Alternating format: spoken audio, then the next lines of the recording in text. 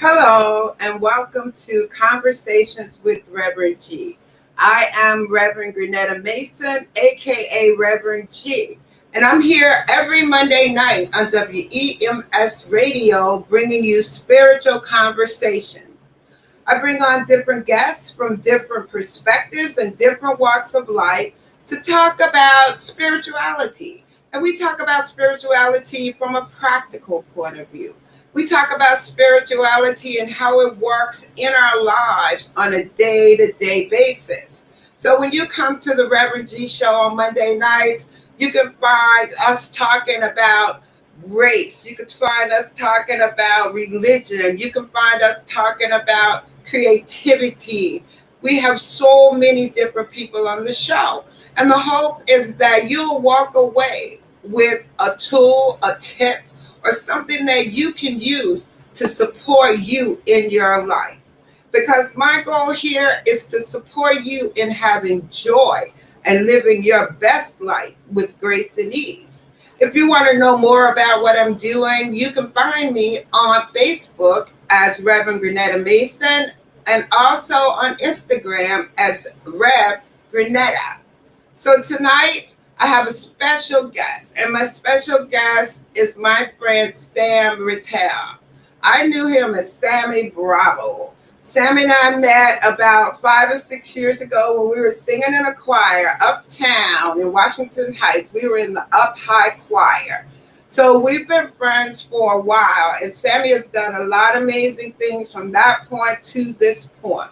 He is currently the founder and creative director of RR Creatives, and he's also an artist. So we're going to have Sammy come on tonight, and we'll have some spiritual conversations. We'll talk about what's been going on with him. Hey, Sammy, how are you today? Hi, I'm great. How's it going? All is well. I want to just recognize that I know that your father-in-law passed, and I just want to just really say I'm so grateful that you were really still able to come to the show, and I really appreciate that you taking this time to come here tonight. So I don't want to make it dismissive, but acknowledge, that I appreciate your being here, and acknowledge your father-in-law, for the great man that he was. Thank you very much. Yes. So tonight, there's just so many places we could go. So I know you're in the fashion industry now.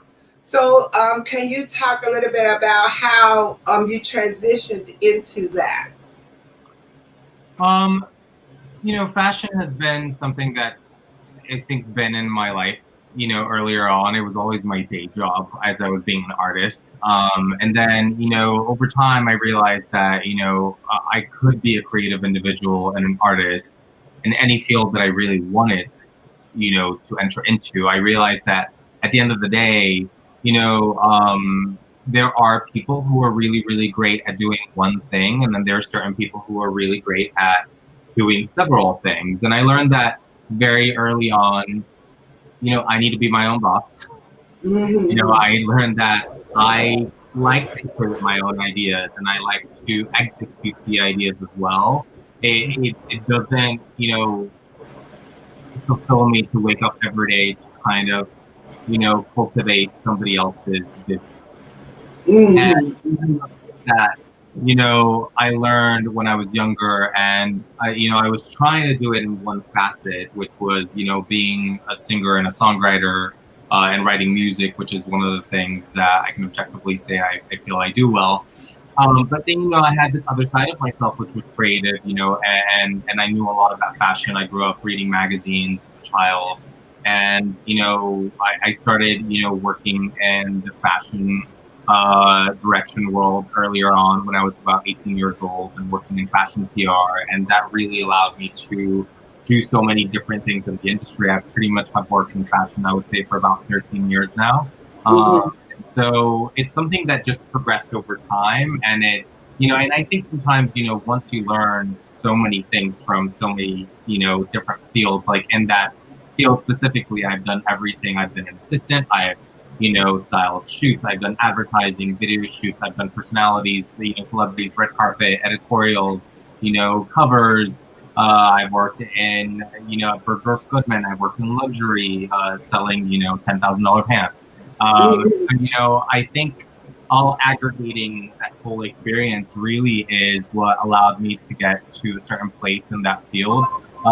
Just because it didn't happen overnight. Sometimes people think that it does, and I'm a strong believer, that you have to you have to put in the work and the work first. And I think once you develop a sense of, dedication, craft, determination, and making sure that your work is good, then you can really start branching out from there and, playing the game, which is what I call it. At the end of the day, like I work in a place where, I get paid for things that I do, which is, a business. And so, you have to figure out, for me, especially as an artist, it's been such an interesting journey to figure out how do I marry something that's so personal and me being an artist, and also, do it in a way that is desirable for people to purchase. Being an artist, people have to buy your art, and not everybody necessarily wants to buy what you want to make, right? And that's clothing, and I think clothing and fashion really taught me a lot about that. Because when you think of it, fashion is a collaborative art. When you're a painter, you're a songwriter, you can kind of do whatever you want. You can write whatever song you want. You can paint whatever painting you want. And maybe not everybody will like it, but someone might. When you're wearing clothing, you're generally creating for mass amounts of people unless you're doing custom and, bespoke. And so when you're creating clothing for a lot of people, they're going to tell you, hey, I don't like this. I don't like the way this feels. I don't like this fabric. So you learn earlier on that when you're working in fashion, it's not really all about you all the time. Which, and then that allows you to curve your, your balance of like, hey, I need to be creative here. And this is when I can be crazy, but I have to remember that at the end of the day, I have to sell these things. And if we're not making things that people are interested in buying, then we don't get to eat that day. And you have a line that you've started, right? Is that the part? Have you launched that line, or? No, I'm currently working on a lifestyle line. Initially started the conversation with, a team who does this, surrounding, really started with, I never even knew that it was a thing, because I'm a songwriter and I write musicals and songs and I do all sorts of creative things. And I was like, oh, wow, like people want to buy my product. That's so interesting. And then you start thinking, well, like, what would I make? And, the first question that people go to is like, oh, you should just have a collection. All these clothes. But do I want to? I don't know, and I learned the more that I started marinating into that and the more I started thinking about it, what really excites me is a way of living, creating a lifestyle. And not only that, but sharing my lifestyle with people. Like, I don't know why people have, towels that are not white. White? Like, I like white towels, you know what I mean? Like, that doesn't mean that everybody has to be like that, but like, I probably will include white towels in my collection. And I like all sorts of things. Like, I'm a very massive fan of marble. I love porcelain. I love alabaster. I love art. I love records. And so I realized that I'm really, really interested in artisanal items. I'm really interested in, and I think there's like quintessential pieces that I, of course, especially as somebody who's, had success in fashion, I have a sense of, like a uniform or a sense of situational dressing that I abide by. Like, I really believe in, having a great pair of Oxford shoes, having a great pair of patent leather shoes. I think everybody should have a great chunky sneaker. I love a great pair of, jeans and a crisp white shirt. There's all these different items that I really enjoy, which we'll probably include in the collection. But what I'm mostly interested in is just sharing with people, my aesthetics and the things that interest me, the smells that interest me, the colors, textures, etc. Okay. We're working on that at the moment, which I'm very, very excited about. Where does the whole music fit in? Because I know Sammy Bravo, the singing that we've done. I've gone to your shows and all of that. At this point, where does that fit in right now? It's still there, and that's actually one of the things that takes up most of my time these days. I'm a songwriter first. That's really my main craft, and well, above that is I'm really an artist, or what you would normally call an author. That is generally a person who, takes on their artistic projects and has several roles within those. You can look at somebody like Baz Luhrmann, Bob Frosty, Quentin Tarantino, Lena Dunham. A lot of these people have visions and they're able to create different things. What interests me more than anything, is creating stories. I'm a storyteller, and I think that the thing that I can objectively say that I do best is I write great songs, but it's not just about like the songs for me. Like the songs are the soundtrack to whatever story I'm telling. Okay, I hear what you're saying. It's just the visuals for whatever story I'm telling. If I'm directing, it's the same thing. And so, I'm able to use all of these different facets to come up with something. When you're doing a fashion line, you have to do the exact same thing. There has to be sometimes music and your visuals. You have to have photography, you have to have models, you have to have styling, to expose the product. It's the same thing for theater. Everything kind of is theater. It is performance. In the story, our lives are that. We live in stories in a way when you think of it, right? And so that's the first thing that's a foundation to me. Is anything that I generally touch, I need it to have my DNA and a sense of kind of where I come from and who I am. And after that, then I can start tackling these things. I'm sometimes a lot of people don't understand what you would call someone like me, which is a multi-hyphenate or a multidisciplinary artist. I think a lot of people are very closed-minded, and they can only well, if you're a singer, then you can't be an actor, or if you're a singer, then you can't design clothes. And it depends. Some people are. You can explore all of it because at different times you could do it. We were singing for a while, then I started doing comedy, improv. I mean, there are so many facets of creativity that at any point we can use. Right. It's really good to hear. One of the things that I ask is, when you look back at your early childhood and you look at what was spirituality like for you in your early childhood, religion or spirituality, when you think back to that? So, I think my upbringing certainly was the one that nurtured all of these different attributes that I have as an artist. I would say, spirituality is something that I'm actually just starting to really explore on a personal level. I grew up in a really deep religious cult. If you've heard of people like Jim Jones, David Koresh, Waco, even things like Scientology, or if you've seen The Handmaid's Tale, these are all things that are quite parallel to each other.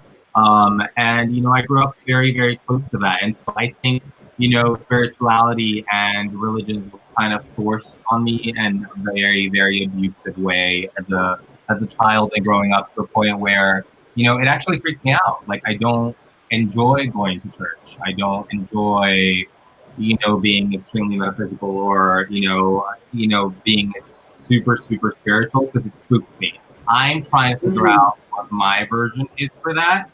And what I've learned is that I don't have to do anything else that I don't feel like doing. So that's one. And then the second thing, I've learned that I can do it on my own way. And so, somebody who actually helped me with this was Shaka Khan, who, she's had such a crazy life, and, she's, a very, very talented woman, and has lived, in the music industry through so many different, breakthroughs. And, she's also had a life, that we also know. And, for her, she's like, singing the song to me. And that's when I was like, oh, that's interesting. Everybody can kind of create their own thing and figure out how to, connect with their own sense of their higher self. And for me, that's actually it's been music and art. I would say music is probably the closest thing to God that I can, relate to. And I'm exploring certain things such as like I do a lot of yoga when I can.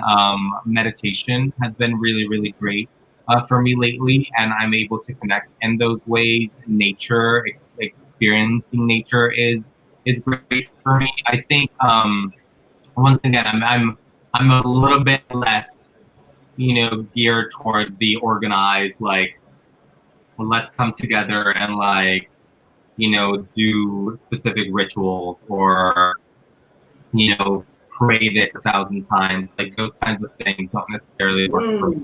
And I think that's okay. And what I'm learning is that I found something that works for me. Right, exactly. And that's what I like to talk about is people finding what works for them. Because a lot of times we were as kids forced into situations and then not forced, of course, but we had to go, right? And then no, we had to you were forced because I don't want to go. I'm for and I don't want to go. And you made me go. Right. Yours was like a cult though, right? Is that what you say it was like? So like I mean, and I get that, it's just like people deciding, if boys should wear blue and girls should wear pink, or like the thing is like when you're 4, do you know that you want to do that? Do you know that you want to be baptized? Do you know that you want to follow a specific path that's going to be so ingrained? Like I feel like in a way I would much have rather, which is what I'm doing now, but it's like, I think there's a total aspect of having a moral compass, and I think I took so many great things from how I grew up. I think, I wish that there were more variations. It's not like when you're growing up and you're 4 or 5 and your mother's exposing you to Buddhism and Christianity, in Islam, in Judaism, right? Like they generally take you to one place and that's all you do all the time. And if you never know anything else, you're never going to find anything else. And that's something that, I just wish was a little different. Yeah, we get to that later, as we start to look at the possibilities of other religions and that something else is there. Because sometimes also I think it comes from not really being satisfied, with religion as it is. So then we start to look at other things and other ways to find peace or happiness and joy is what we're always looking for anyway, right? I know that you also were connected to the Foley group, right? And can you talk about your experience with them and what you do for them at this point? You're the spokesperson for them, right? One of the spokespersons. I've been working with them, on and off, I would say, for about the last year in different capacities. They're a wonderful organization. And the reason why I started working with them again is they took care of me when I was younger. So, growing up in this cult, which is Christian-based, and like most Christian or Christianity-adjacent affiliations, when you're LGBTQ, sometimes when you're going through interracial marriage, when you're transgender, etc., a lot of those places are not really supportive of you. And so in my case, given the fact that this was a deeply religious, Pentecostal evangelist cult, being a homosexual was an abomination. And, my mother found out when I was 16, I was kicked out of my home for being gay. And so when I moved to New York City, I ended up living at the Ali Forney Center facilities, which is the Ali Forney Center is the largest LGBTQ IA plus homeless youth organization in the country, and they house LGBTQ kids between the ages, I think, of 14 and 24 who are homeless and need shelter, food, clothing, a shower, anything. And, I lived with them for about a year. They gave me a place to live. They gave me food. They gave me presents during the holidays if I needed anything. And I'm so, so grateful. So now that, I have a better platform, it's really important for me to speak about who they are, give back as much as I can, and advocate for other, kids who don't have the same resources. It's really, I think it's debilitating and stunting sometimes. When marginalized groups, whether LGBTQIA plus people, women, people of color, etc., are just treated their whole lives in a completely different way by their own society. It really, really doesn't give you the greatest hand up. And so I think organizations such as Ali Forney are really, really integral in creating a sense of balance, especially when our government might not always be able to do so.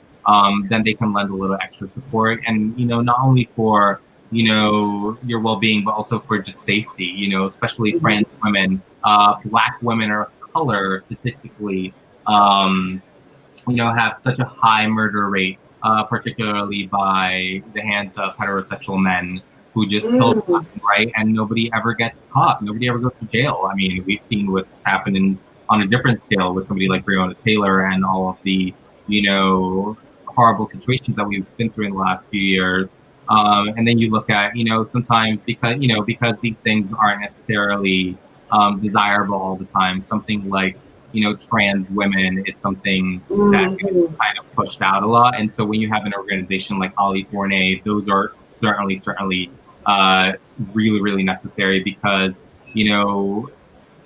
communities that are heavily marginalized, such as, specifically Black trans women, depend on these places. These are the places that they can go to live and not have to sleep on the street or be 14 years old and homeless because they're, kicked out of their homes now because they look different and they can't get a job because, they're not passable and society doesn't always accept everybody. And so then, they turn into all sorts of, different, journeys that may not always be what somebody else would have done if they had a different way of, being, and not everybody can choose that. It's definitely not a choice. It's interesting that you started there with the homeless and all that, and now you're real famous. We see you all in the magazines with Billy Porter, and you've taken off. So it's kind of interesting to think about that journey from there to now. And when you look at that, can you talk about what do you think supported you to get from there to now? I was there back then. But okay. You have to show up as the star. And that doesn't mean that it's out of conceit or you have to be cocky or anything, but you have to, one, be prepared. That's foundational. It's expected. Everybody is expected to do their job. So, like, if you're a singer, there's a million people who can sing their asses off. So what's going to make you different? Because if you can't hit the note, somebody else will. Right. And just doing the job, you don't get a gold star for that anymore. It's actually part of your job. It's expected.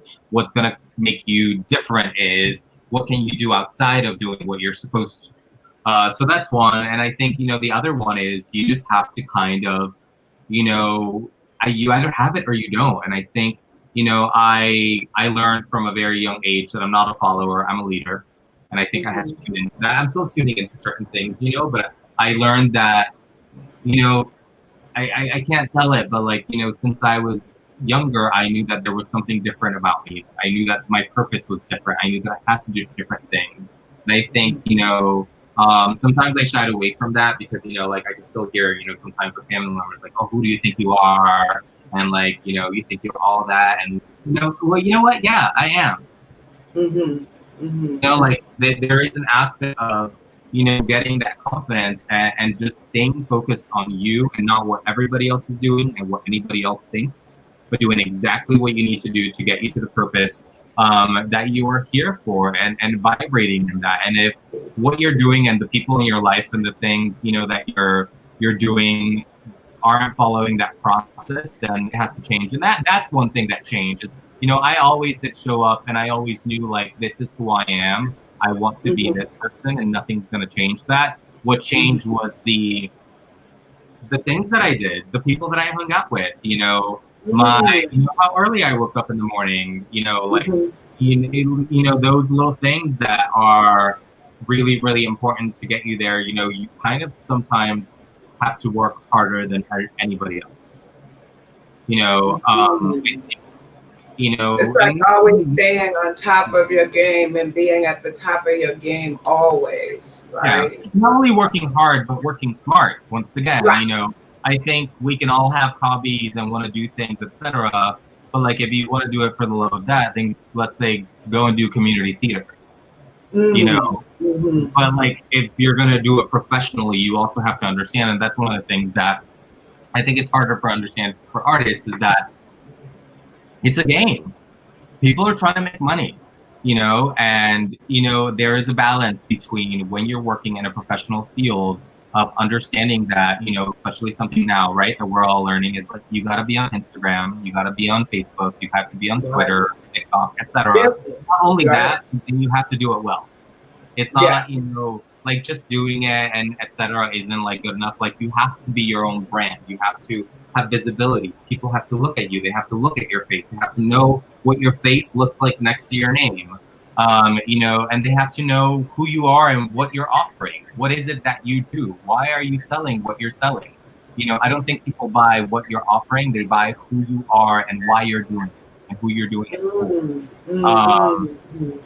I think, like, there's how many companies there are, that do laundry detergent or that, right, all of that, right. So who's unique, right? Yeah, it's like, how do you get to be different than that person, or or you just have to be something so wild and so different that you're the only one. It's been a really interesting 2020 with COVID, and how has COVID impacted you? Has it like enhanced your life, stifled you? Can you talk about the impact? I think it's been both, and I think I'm choosing to look at it from a very positive level. I mean, it's in so many ways for me. I think it's been horrible in a lot of ways. It's been a blessing on an artistic and career path level. It's set everything in perspective for me in a way that I never could have imagined before. I cleansed my life from, I'm going through a food cleanse right now. I'm going through a spiritual cleanse in regards to just like, where am I spending my time? Who are the people that I'm giving my time to? Like, I only have 24 hours in the day, and I'm sleeping for 8 hours now. So that means that I only have 16 hours to do stuff. And if you don't fit into my process during those 16 hours, I don't have time for you. I love you, but I can't. Right. So, I'm doing a lot of that. Unfortunately, as you know, my father-in-law passed away, and he's been in the hospital for months. My mother has been in the hospital for months. So those things are a little bittersweet, and in a way, what a blessing that happened during all of this. Because then I'm not traveling the world with my, while our parents are, sick, and we were able to like see them and things like that. And so that was such a blessing in that way.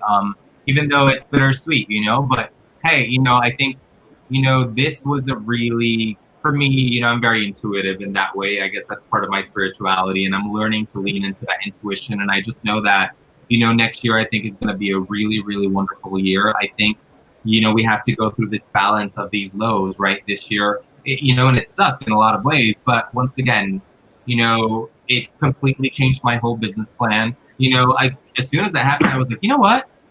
I am not doing anything I'm not supposed to do every day. I'm waking up every day, and if I'm not doing what I love to do, I'm not doing it. Even like, I don't even want to do what I don't want to do for an hour. So it shifted you. It really shifted you to. It sounds like more self-care and taking care of yourself more. Is that? That's what I learned. It's like, I'm first. If I'm not here, and if I'm not taking care of myself and waking up every day and vibrating and doing the things that I want to do, I'm just going to be mad, not taking care of myself. And then I'm not going to be of service to anybody else. And so I have to be together here to even go out there and do anything else. And then it was just, this notion of, I want to be happy, and I want to be happy doing the things that I love to do. And once again, like, when life becomes like, oh shit, like, this could really go away anytime.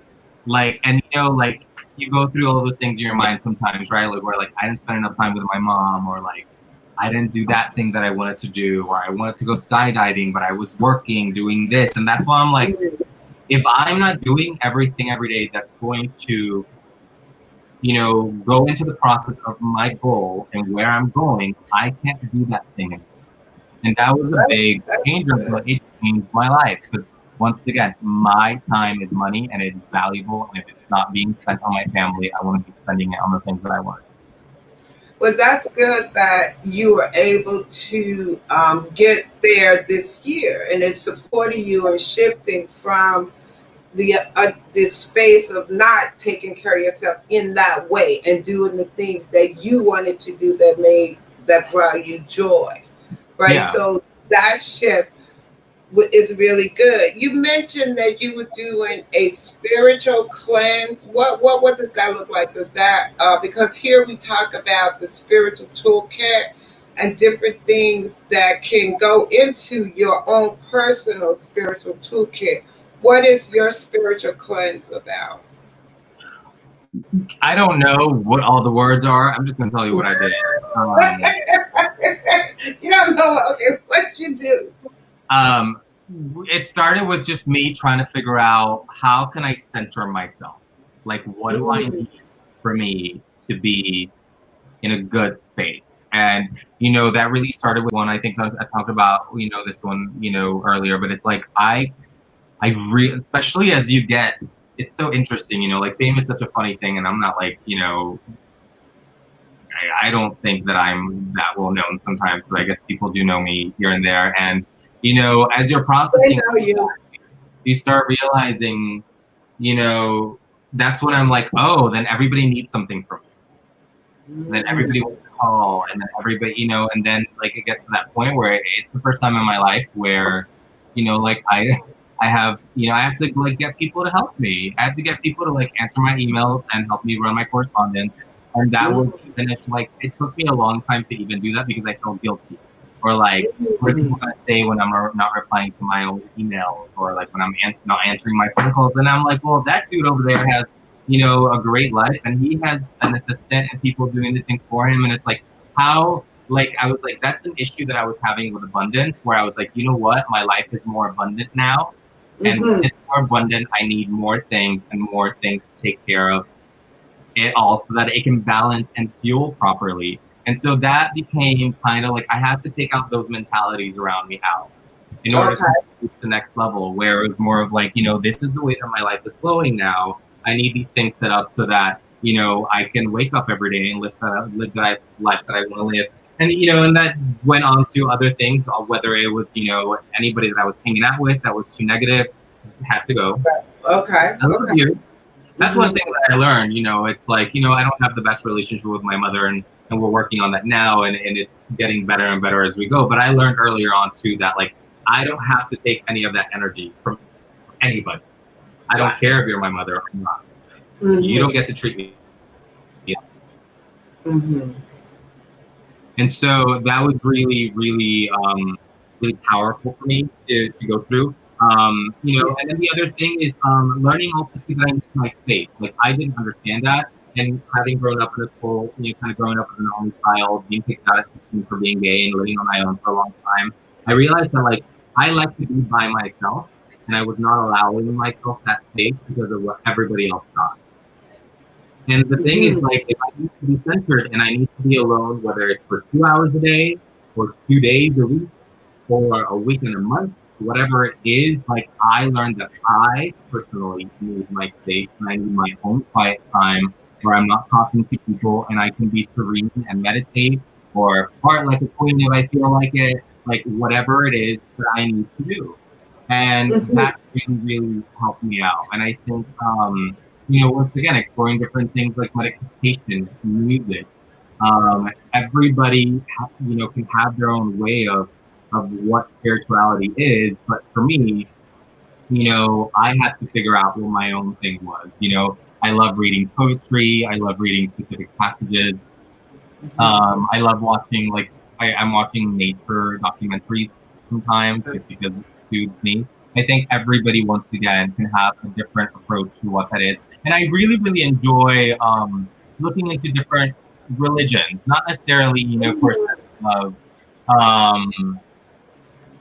needing to go through with that religion, but I like taking things from different places Right. and applying them to myself as I need. Once again, where it gets me, it's like where I go, and then all of a sudden I'm sucked into like going here, and then I gotta pay, and I gotta like do it here 17,000 times. I might not want to do it 17,000 times. I might want to do it once, and I should be okay to do that. Right. It's interesting because, as you said, we on the show too. As many guests as I've had, there's just so many different spiritual practices that people do, and it becomes your own personal spiritual toolkit, I call it, and what practices you incorporate into that. Because, as you said, you watching, being in nature, listening to music, all those things become spiritual practices, right? When we talk about, what brings us joy, because I think a part of our spiritual practices are things that bring us peace, joy, that soothe us. If we're upset, that bring us back to a place of comfort. And using spirituality like that is really what I like to talk about. Like, how does it help people in your everyday life, in any moment?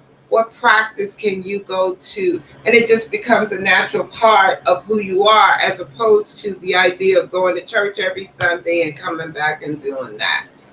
And so, with all that in mind, I wanted to also talk to you about everything that's going on around in the social justice world right now.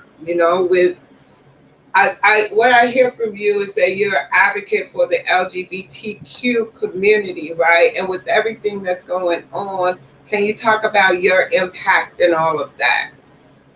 Yeah, one of the things, it's so interesting because, like, I think we went through this whole thing too, where like people are like, donate to this and donate to that, and why aren't you supporting this and why aren't you supporting that?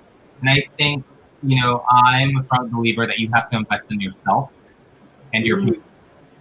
So like my people are Latinos, Indigenous people, and LGBTQAI plus people. I also support everybody under a specific umbrella. Like I love women. I've been around Black people since I was a child. My country's, privately, there's a massive, percentage of the population that's Black. I love, Asian Americans. Like I love really supporting minorities and communities that are marginalized. But for me, it's really important to really, really champion first the people that I'm directly, affected by or come from. And for me, that happens to be, LGBTQI plus people and Latinos. And so, I try to do the best thing I can. I always say this to people, but, there's so many things that we can do. Sometimes they're even small. It's like, have you gone to an authentic restaurant? Have you gone to see a museum? Have you, exposed yourself to film from, or any art, from that culture? And so, and I try to do it as much as I can with not only that, but like my work. I try to incorporate all of that into my work, and with my team, we have a lot of conversations around surrounding the community and what we're trying to say politically, because I think when you're an artist, it's really your job to tell the tales of the times. Like things are happening in the world, and our job is to talk about those in our work. So if I'm writing a song, I may reference, what's happening on the streets, what's happening, every day in politics, what's happening at your dinner table, which is, the representation of what's happening in the world. If you're painting, you can paint and use inspiration surrounding what's happening for your visual art. If you're creating music, you can take sounds, from what you hear and put it into your work. And that's what's so beautiful, is that we can really use all of it to strengthen. And I think, artists are the ones that really save us at the end of the day. It's all crazy. And all I can say is, there's a lot of thoughts and lots of ideas and lots of people upset and lots of harm that's been done. And I think if we can come at things from compassion and from love, I think that changes the scope of things. Yeah, it does. Right. If we can. I mean, and those are really interesting places to always try to come from compassion and love and realize what impact we can have by coming from those places, right? Um, can you talk about some of the challenges that you've had during this time? And because a lot of people are going through a lot of different things right now, right? And I like to be able to inspire them with ways that we have come through some of the challenges that we faced. What are some of the challenges for you, and how have you been able to come through them?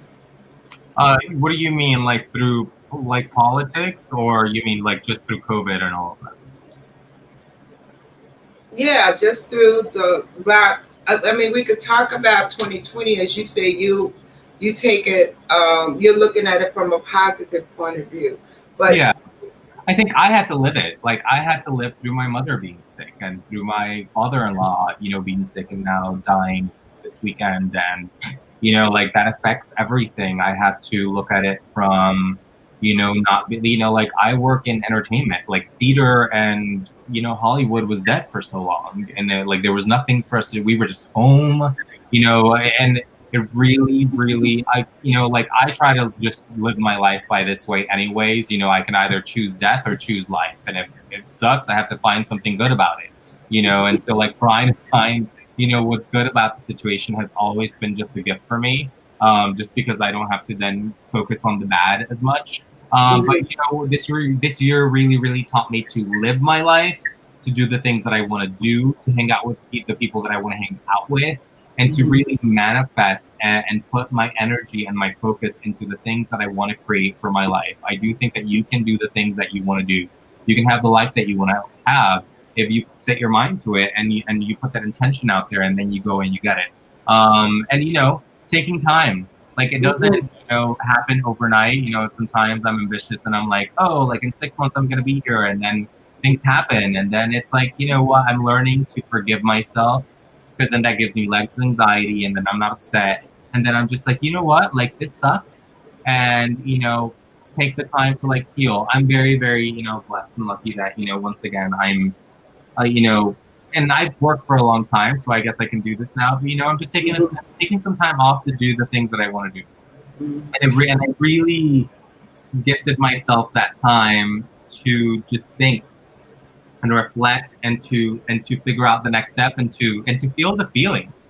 Mhm. It's interesting to talk when you talk about that, because I know over the past few years you become, I would say, famous. I saw you all in all the magazines, right? And I saw you traveling all over the world in Paris. I loved looking at all of the fashion shows that you attended, right? Yeah. So, when you talk about coming from, I mean, your whole story to now, right, to being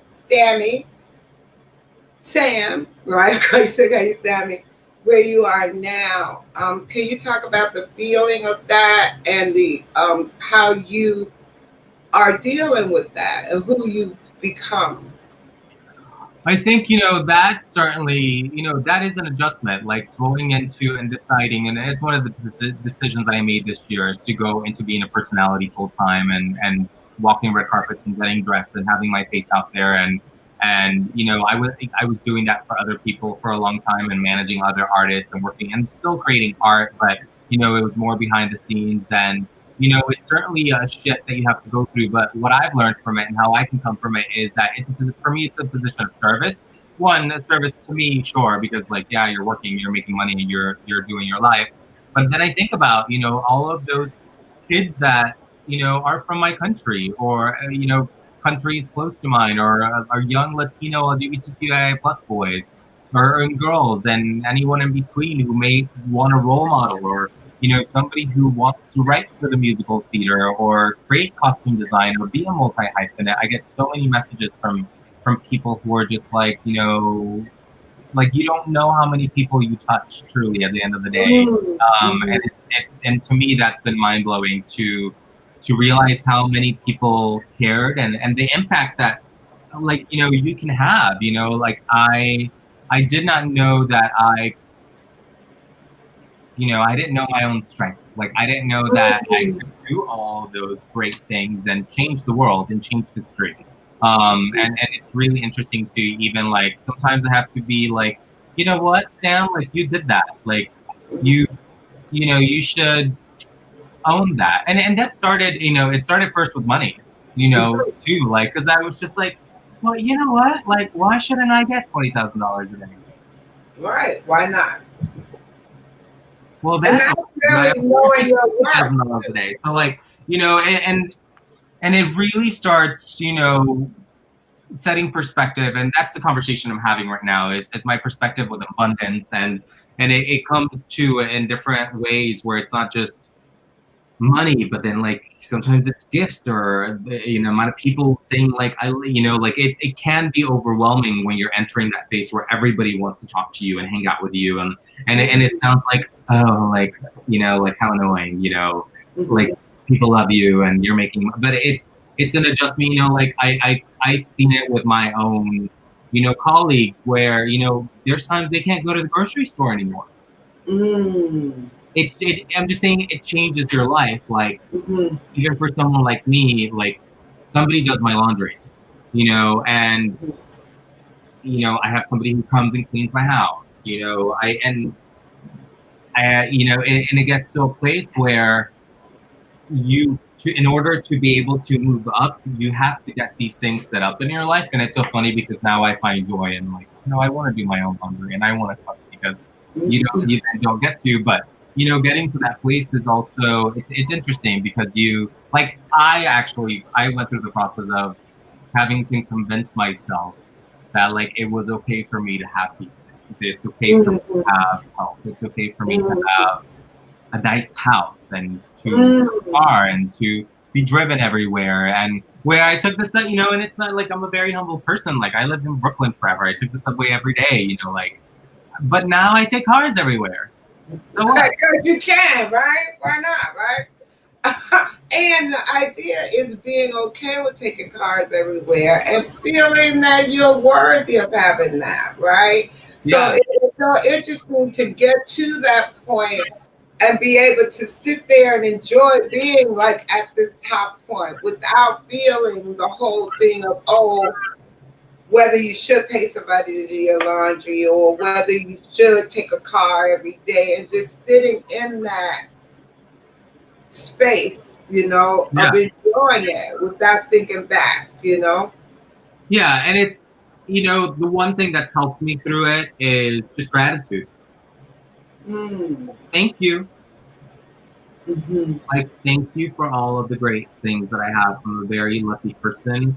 I try to give back as much as I can, and then I try to then, be happy. It's like those people. Yeah, because when you talk about be happy, what it reminds me of is energy. What energy are you flowing in, right? And I think happy is about an energetic flow, right? Yeah. And you talk about energy, and we talk about energy from, like, negative to positive, or what are you creating? I always like to think that I vibrate on a certain energy level, right? And I try to maintain that energy vibration, and you meet me there. I don't want to go to where you are all the time, right? I want to, like, maintain my level and have you come to that. And that for me is a spiritual practice also. Where am I vibrating? What energy level? Yeah. And I started taking pills. And what kind of pills? I just wanted an antidepressant and anti-anxiety for the first time. I guess I've taken one before, but like, I'm not necessarily generally ever, like, I don't ever feel like I've been through so much shit that, like, if I was gonna be sad, I would have been sad already, but, like, sometimes you have highs and lows. And I think, mental health is something that it's just so taboo in our society. People It look down really, on you know what? It's so funny too because I'm looking at you like, now what kind of pills are you taking? That's how I went for it. Like, what do you mean by that? But then I had to step back and think, great, because mental health, we need to bring that forward, right? But I think my curiosity was, um, you say you had high levels of anxiety, so now you started to take the pills, or have you suffered from depression and now you're really finding that space I where think so. I think it was just like, a hard year, and I'm just like, you know what? Like, I need a boost, and I can go to the doctor and ask for anything else. Well, I can go to the doctor and ask for this, and like, it's first of all, it's nobody's business but mine. right? I mean, nothing, no shame around it or anything No, like that. but I'm trying to be curious about getting the pills. I'm talking about the whole idea of choosing, like, okay, at this point, I'm at this level in my life, I need support. And that support can be in the form of therapy, or, and some people, they self-medicate with drugs and alcohol and all of those things, right? that's what I'm saying. Like, it's the same thing to me, whether, like, I think once again, we all have hormones and we all have feelings, and everybody is, using all sorts of energies to get by. Right. And it's not a derogatory thing. Some people eat lots of food. Yeah. Some people don't eat. Right. And you can't say shit about that, because it's like a bad thing. Right. But and that's my thing. It's like I started then like looking at like, oh well, if all of the things, are a go, then this is a go. And it's no different than me having, and I'm not saying that like, every situation is the same. Like, like if you're taking an antidepressant, it's the same thing as like you having a glass of wine at the end of the day. No, I know, we're not saying that, right? Right. And I think everybody's body is different. Some people are really tall and they need something else. Like my husband doesn't ever feel anything. Like he just doesn't react to things. Like, so like if you like, he reacts to probably alcohol, but like that's kind of it. Like you give him everything else and he doesn't feel anything. I, on the other hand, like I'm different. My body compound is different. I found that marijuana works for me, and like that's my relationship with that. But then I just got to a place where I just wanted something else that like, because weed really relaxes me, but I really wanted to get to a place where, it just wasn't, I wanted something that was a little bit more controlled because I could work.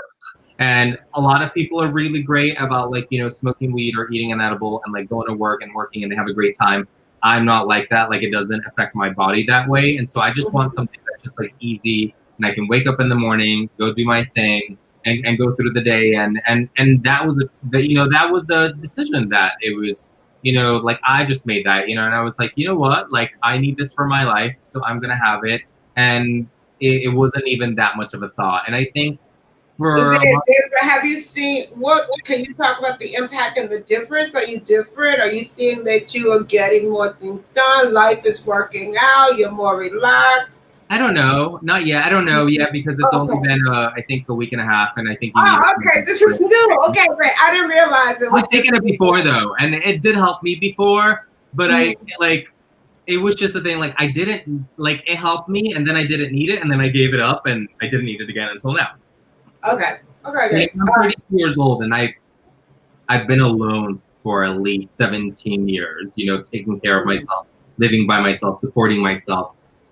And I think there's only been 2 circumstances in my life where I felt like, oh, I need this, give it to me. I have friends who take several, pills a day for years. I have people who go on it for periods of time and then they stop it. Everybody's different. I think, the biggest thing that I can say is just being an advocate of like, my favorite thing over all of this is really just talking to someone. Like I was going to say, what are you in therapy with anyone or? Yeah, I just started this week actually because I missed it, and it wasn't like I'm not bummed out or anything. Like I actually miss going somewhere that is objective, that I can go there once a week and say whatever it is that I want, and nobody's gonna look at me crazy.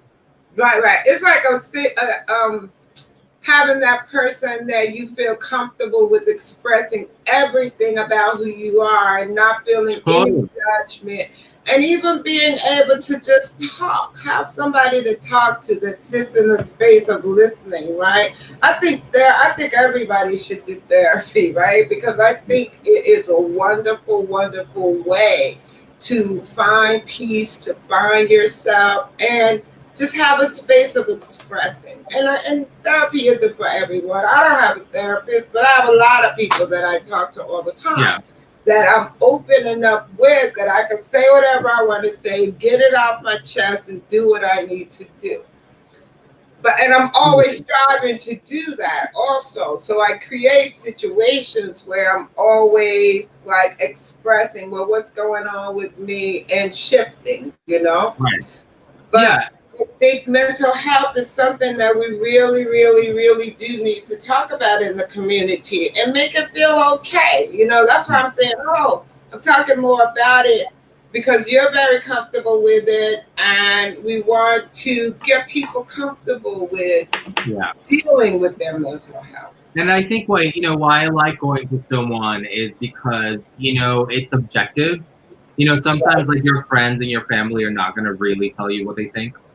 Mm-hmm. It's not. I have a friend that tell me exactly all the time.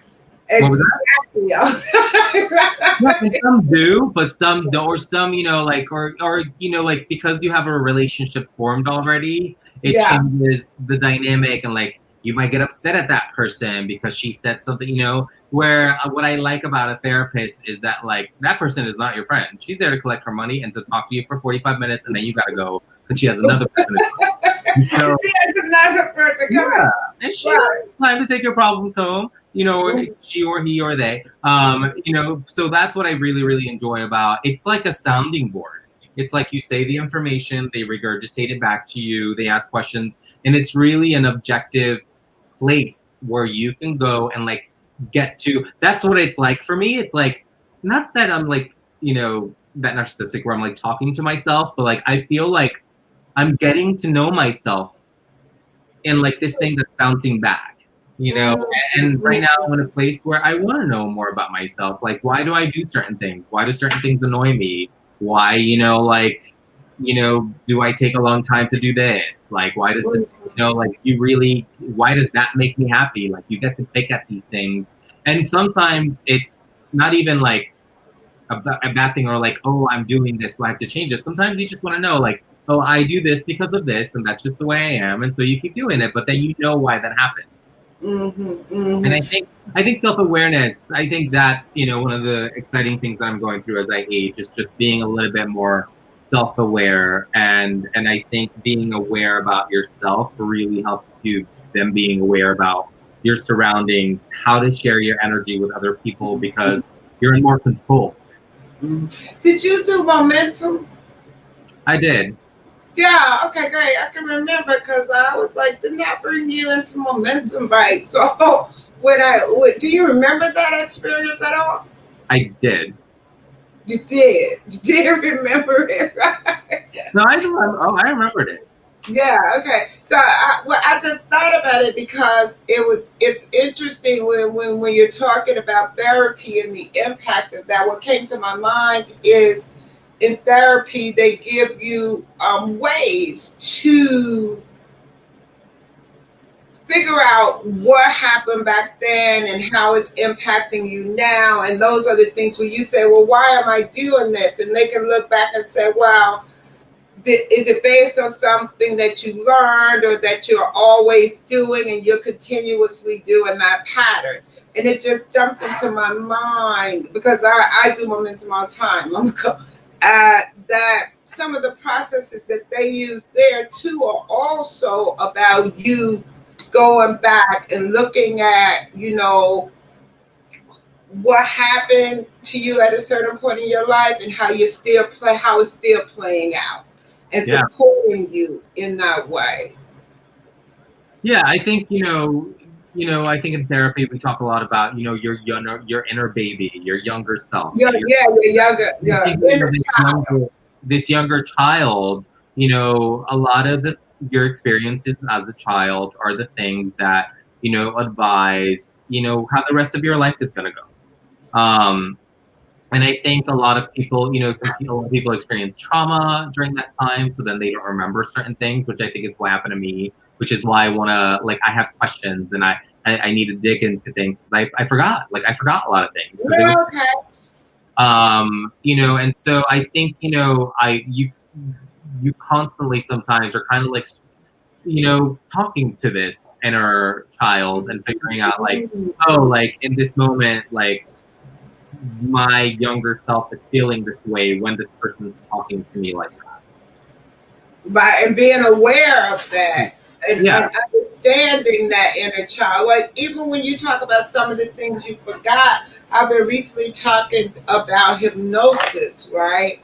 And they use hypnosis as a way for you to go back, right? And remember some of those things. But as I know, with trauma, if there was so much trauma, you just blocked it out, right? And just don't remember it because of probably the pain that it caused, right?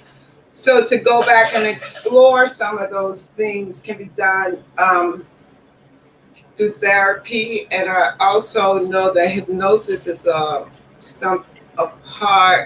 something that's used to take you back. That's amazing. Yeah, I've not tried that yet. Yeah, because it just came to my mind when you was like, oh, why am I doing these things? Or why am I doing that, right? That came to mind for me. So it's been a really great conversation. It looks like the time is 9:05. Is that true? Have we just been going on and on? Well, I'll talk to you forever. Right. So, it was so good having you here tonight. What would you like to leave the people with? Where can we find you next? What's up for you next? So right now I'm working on a musical, which is pretty much what a lot of my time has been going into. It's called A New City. It's pretty much a story about my upbringing, growing up in this religious cult called Brahmanism. So hopefully you'll see that on stage soon. And of course, we're on digital at A New City Musical on all platforms. And I'm working on that pretty much my lifestyle line called Retell. And then, really, getting excited for future passion projects. It just depends on when we're all coming back. We're all kind of on hiatus for a little bit. But, the musical really has me busy. And I think that's going to be about a 2-year journey for me and my team. And so I'm really, really excited to get that going because it's where I really marinate most of my great work, I feel. Well, thank you so much. Thank you. On and give my regards to Ryan. I will. And, I'll be in touch and we'll get together soon. Yes, please. Have a good one. Happy holidays. Ciao. Happy holidays. Bye. Thank you, everybody, for joining me tonight on Conversations with Reverend G. And you can find me here every Monday night at 8 p.m., bringing you guests from all walks of life. And my goal here is to support you in having joy and living your best life with grace and ease. You can find me on Facebook as Reverend Grenetta Mason and on Instagram as Rev Grenetta. Have a great day, and remember, find a little joy every single day. See you next week.